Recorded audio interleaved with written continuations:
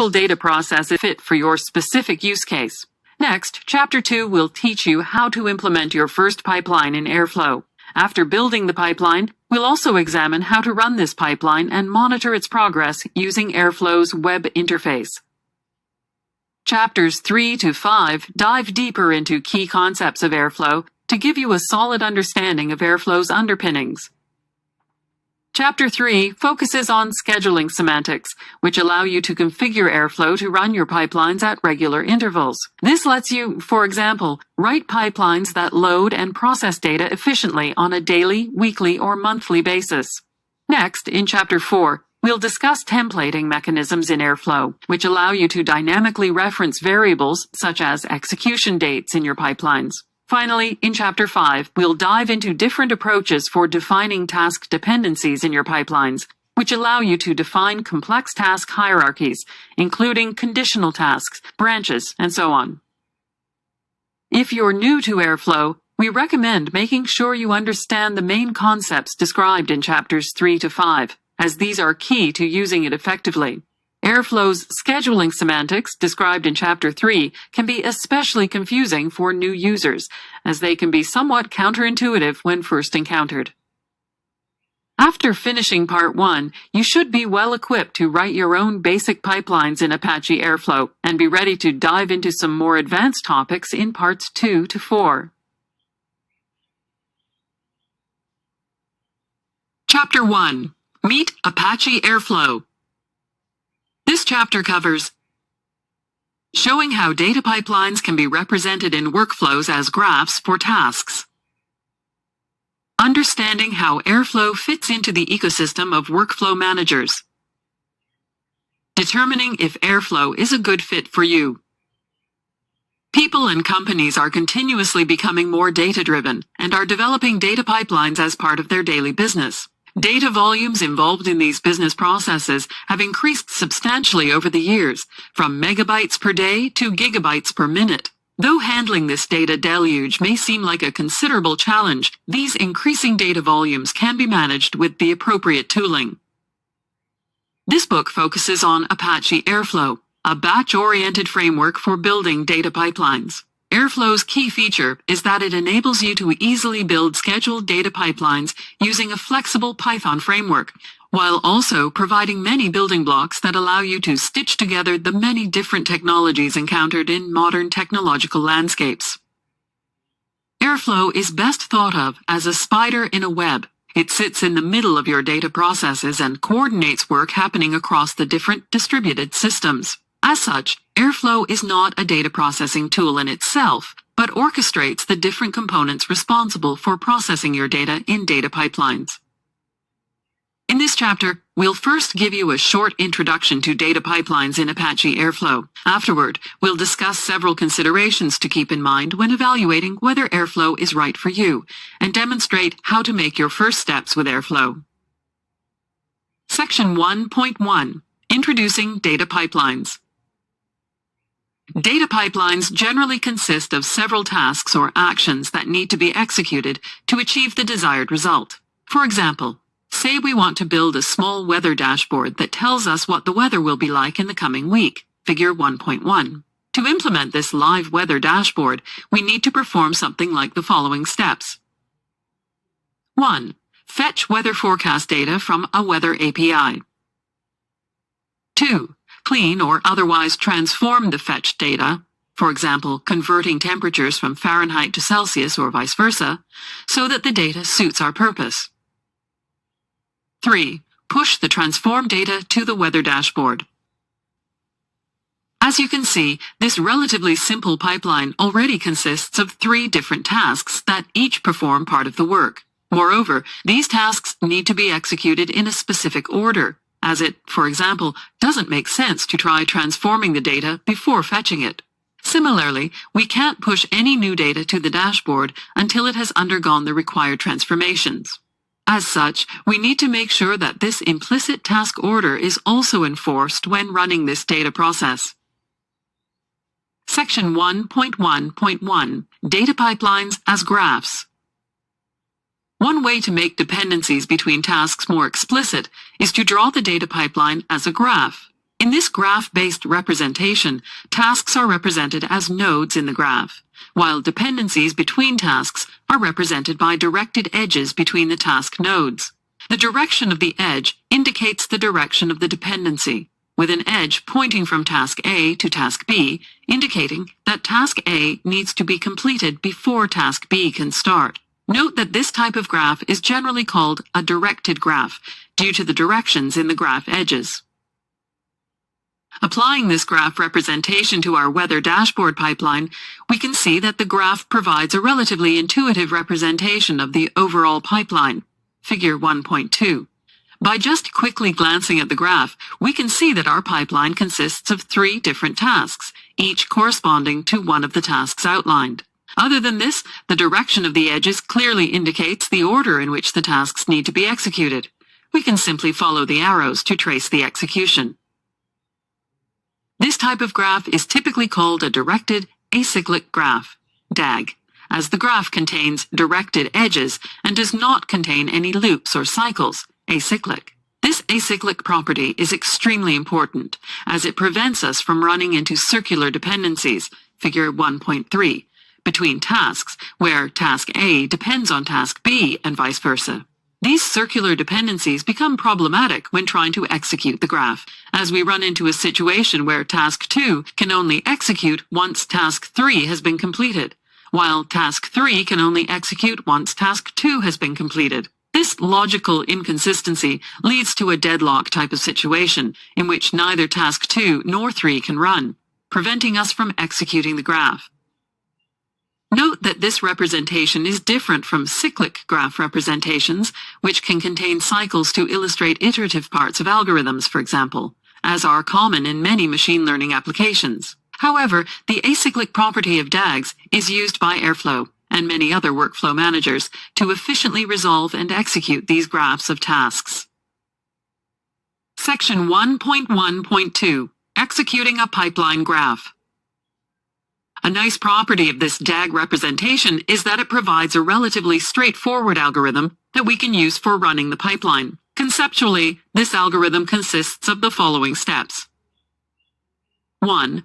For each open equals uncompleted task in the graph, do the following. For each edge pointing toward the task, check if the upstream task on the other end of the edge has been completed. If all upstream tasks have been completed, add the task under consideration to a queue of tasks to be executed. 2. Execute the tasks in the execution queue, marking them completed once they finish performing their work. 3. Jump back to step 1 and repeat until all tasks in the graph have been completed. To see how this works, let's trace through a small execution of our dashboard pipeline. Figure 1.4. On our first loop through the steps of our algorithm, we see that the clean and push tasks still depend on upstream tasks that have not yet been completed. As such, the dependencies of these tasks have not been satisfied. So at this point, they can't be added to the execution queue. However, the fetch task does not have any incoming edges, meaning that it does not have any unsatisfied upstream dependencies and can therefore be added to the execution queue. After completing the fetch task, we can start the second loop by examining the dependencies of the clean and push tasks. Now we see that the clean task can be executed as its upstream dependency, the fetch task, has been completed. As such, we can add the task to the execution queue. The push task can't be added to the queue as it depends on the clean task, which we haven't run yet.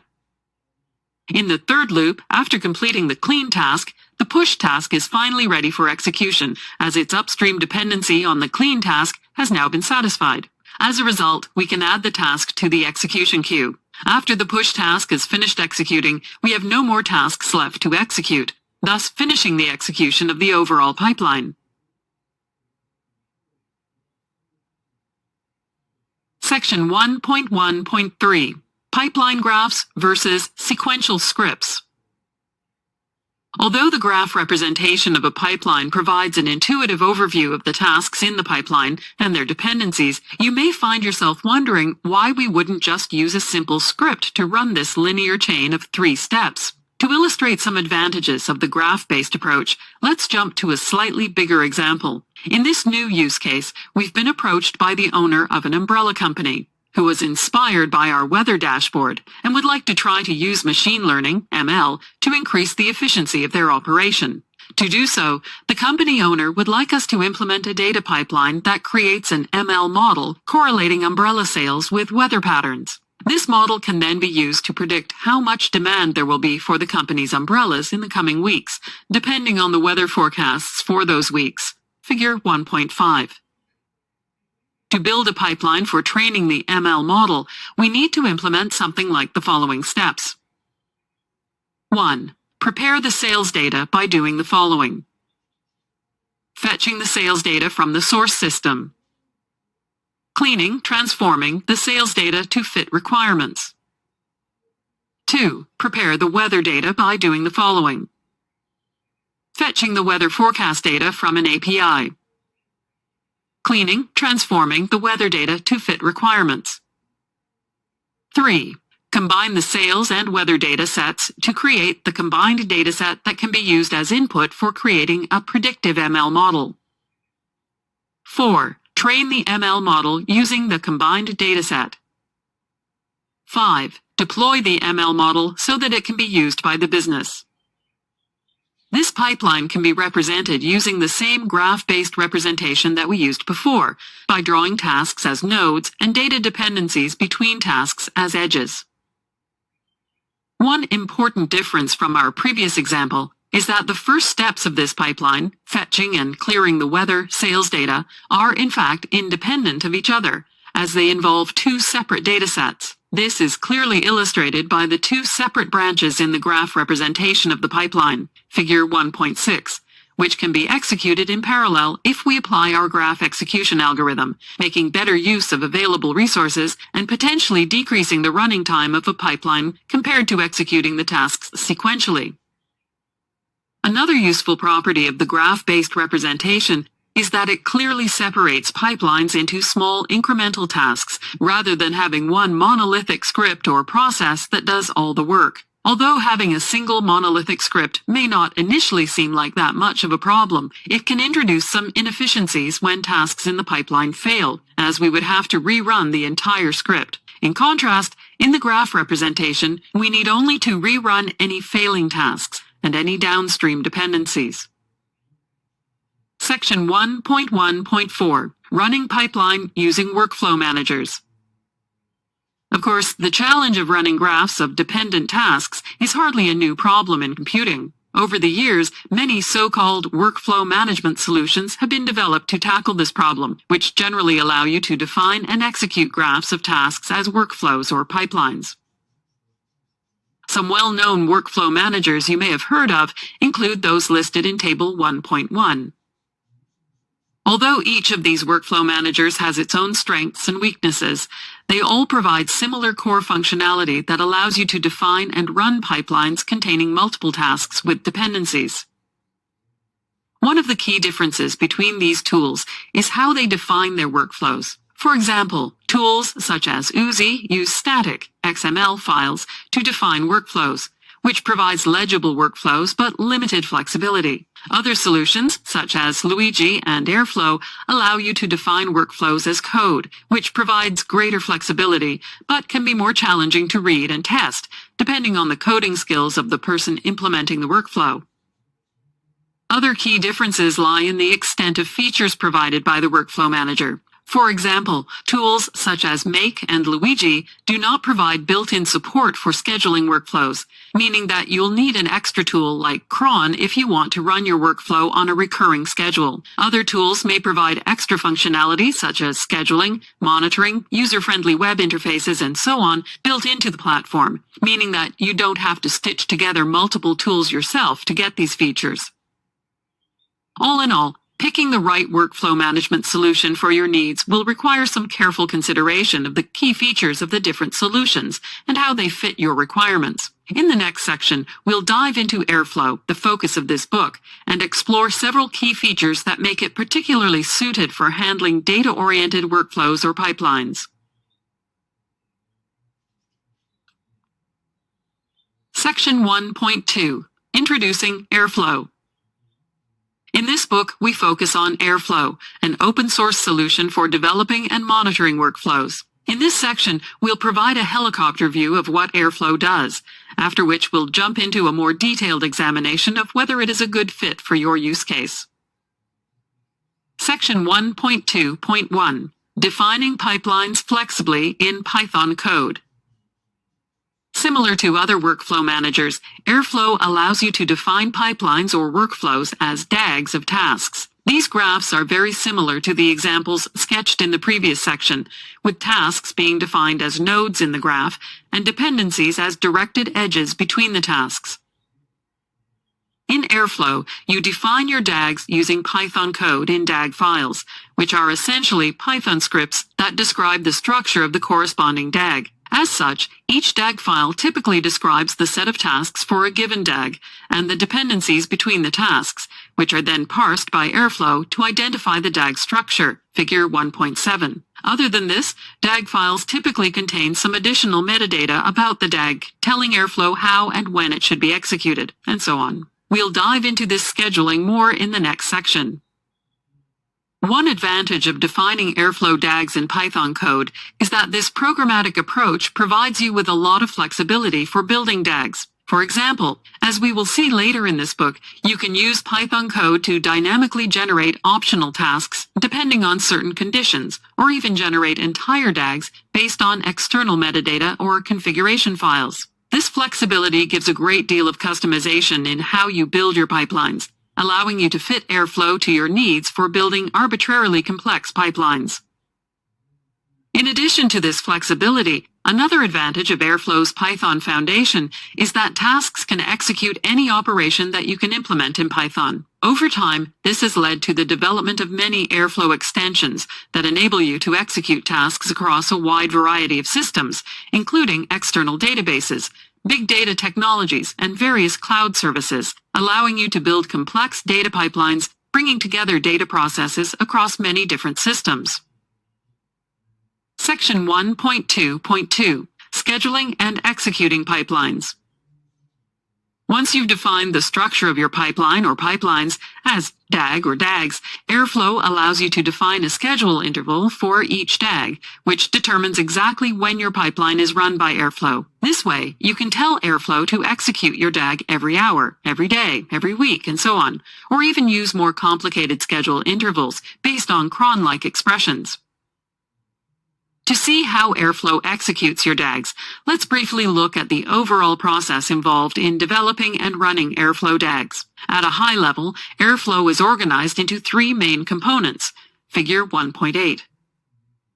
The Airflow scheduler parses DAGs, checks their schedule interval, and, if the DAG's schedule has passed, starts scheduling the DAG's tasks for execution by passing them to the Airflow workers.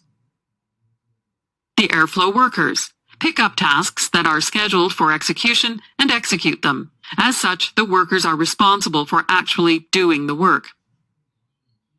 The Airflow web server visualizes the DAGs parsed by the scheduler and provides the main interface for users to monitor DAG runs and their results. The heart of Airflow is arguably the scheduler, and this is where most of the magic happens that determines when and how your pipelines are executed. At a high level, the scheduler runs through the following steps. Figure 1.9. 1. Once users have written their workflows as DAGs, the files containing these DAGs are read by the scheduler to extract the corresponding tasks, dependencies, and schedule interval of each DAG. 2. For each DAG, the scheduler then checks whether the schedule interval for the DAG has passed since the last time it was read. If so, the tasks in the DAG are scheduled for execution. 3. For each scheduled task, the scheduler then checks whether the dependencies equals upstream tasks of the task have been completed. If so, the task is added to the execution queue. 4. The scheduler waits for several moments before starting a new loop by jumping back to step 1. The astute reader might have noticed that the steps followed by the scheduler are, in fact, very similar to the algorithm introduced in section 1.1. This This is not by accident, as Airflow is essentially following the same steps, adding some extra logic on top to handle its scheduling logic. Once tasks have been queued for execution, they are picked up by a pool of Airflow workers that execute tasks in parallel and track their results. These results are communicated to Airflow's Metastore so that users can track the progress of tasks and view their logs using the Airflow web interface, provided by the Airflow web server.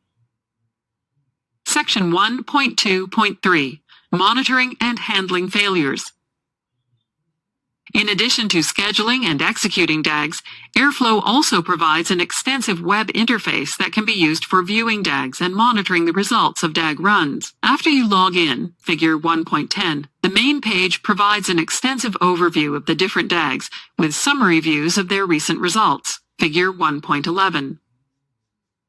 For example, the graph view of an individual DAG provides a clear overview of the DAG's tasks and dependencies, Figure 1.12, similar to the schematic overviews we've been drawing in this chapter. This view is particularly useful for viewing the structure of a DAG, providing detailed insight into dependencies between tasks, and for viewing the results of individual DAG runs. Besides this graph view, Airflow also provides a detailed tree view that shows all running and historical runs for the corresponding DAG, Figure 1.13. This is arguably the most powerful view provided by the web interface, as it gives you a quick overview of how a DAG has performed over time and allows you to dig into failure tasks to see what went wrong.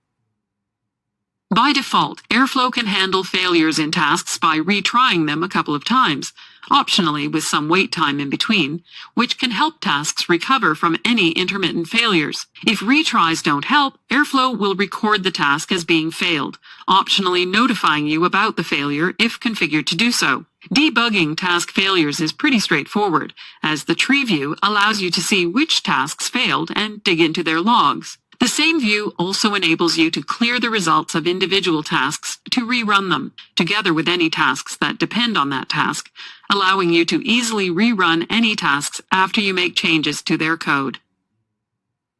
Section 1.2.4 Incremental Loading and Backfilling. One powerful feature of Airflow's scheduling semantics is that the schedule intervals not only trigger DAGs at specific time points, similar to, for example, cron, but also provide details about the last and expected next schedule intervals. This essentially allows you to divide time into discrete intervals, for example, every day, week, etc., and run your DAG for each of these intervals. Footnote 1. If this sounds a bit abstract to you now, don't worry, as we provide more details on these concepts later in the book. This property of Airflow's schedule intervals is invaluable for implementing efficient data pipelines, as it allows you to build incremental data pipelines. In these incremental pipelines, each DAG run processes only data for the corresponding time slot, the data's delta, instead of having to reprocess the entire dataset every time. Especially for larger datasets, this can provide significant time and cost benefits by avoiding expensive recomputation of existing results. Schedule intervals become even more powerful when combined with the concept of backfilling, which allows you to execute a new DAG for historical schedule intervals that occurred in the past. This feature allows you to easily create or backfill new datasets with historical data simply by running your DAG for these past schedule intervals. Moreover, by clearing the results of your past runs, you can also use this Airflow feature to easily rerun any historical tasks if you make changes to your task code, allowing you to easily reprocess an entire dataset when needed.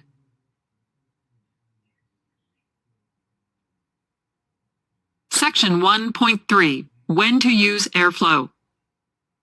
After this brief introduction to Airflow, we hope you're sufficiently enthusiastic about getting to know Airflow and learning more about its key features. However, before going any further, we'll first explore several reasons you might want to choose to work with Airflow, as well as several reasons you might not, to ensure that Airflow is indeed the best fit for you.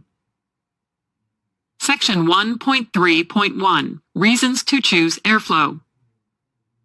In the past sections, we've already described several key features that make Airflow ideal for implementing batch-oriented data pipelines. In summary, these include the following. The The ability to implement pipelines using Python code allows you to create arbitrarily complex pipelines using anything you can dream up in Python. The Python foundation of Airflow makes it easy to extend and add integrations with many different systems. In fact, the Airflow community has already developed a rich collection of extensions that allow Airflow to integrate with many different types of databases, cloud services, and so on.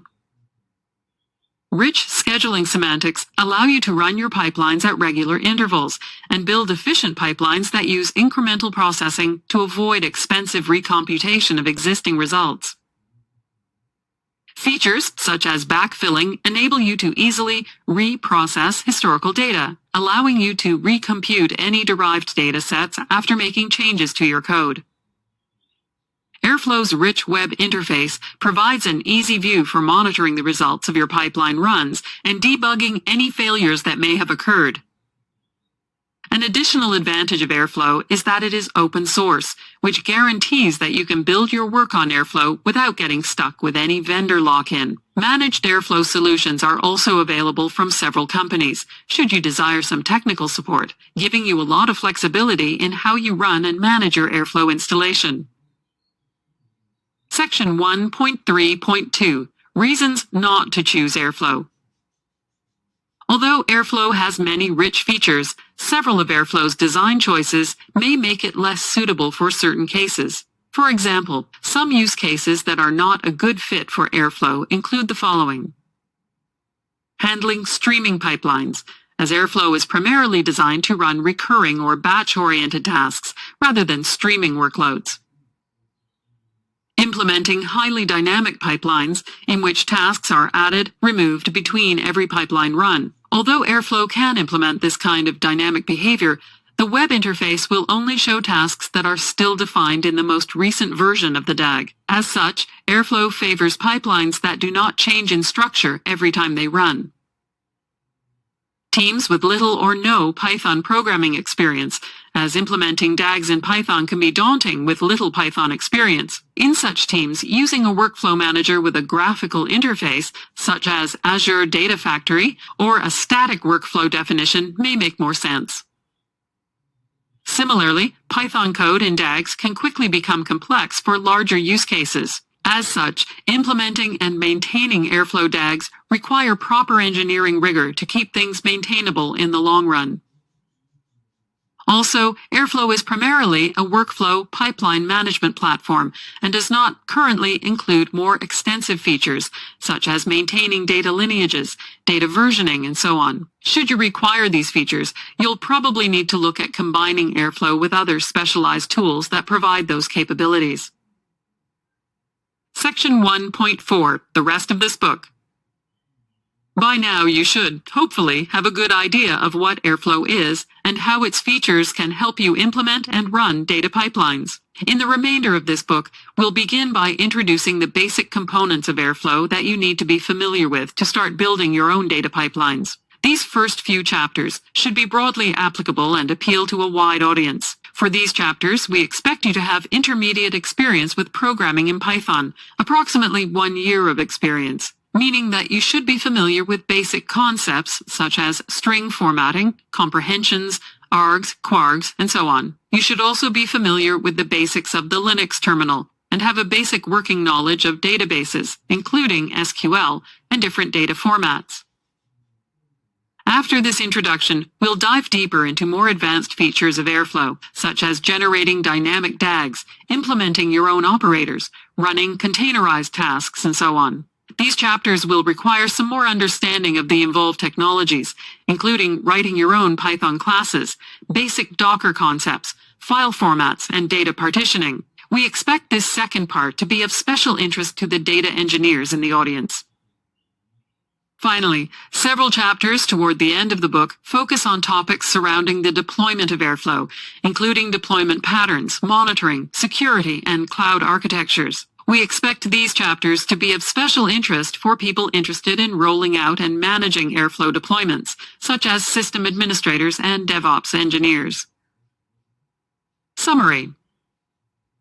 Data pipelines can be represented as DAGs, which clearly define tasks and their dependencies. These graphs can be executed efficiently, taking advantage of any parallelism inherent in the dependency structure. Although many workflow managers have been developed over the years for executing graphs of tasks, Airflow has several key features that makes it uniquely suited for implementing efficient, batch-oriented data pipelines. Airflow consists of three core components: the web server, the scheduler, and the worker processes, which work together to schedule tasks from your data pipelines and help you monitor their results. Chapter 2: Anatomy of an Airflow DAG. This chapter covers running Airflow on your own machine, writing and running your first workflow, examining the first view at the Airflow interface, handling failed tasks in Airflow. In the previous chapter, we learned why working with data and the many tools in the data landscape is not easy. In this chapter, we get started with Airflow and check out an example workflow that uses basic building blocks found in many workflows. It helps to have some Python experience when starting with Airflow, since workflows are defined in Python code. The gap in learning the basics of Airflow is not that big. Generally, getting the basic structure of an Airflow workflow up and running is easy. Let's dig into a use case of a rocket enthusiast to see how Airflow might help him. Section 2.1: Collecting data from numerous sources.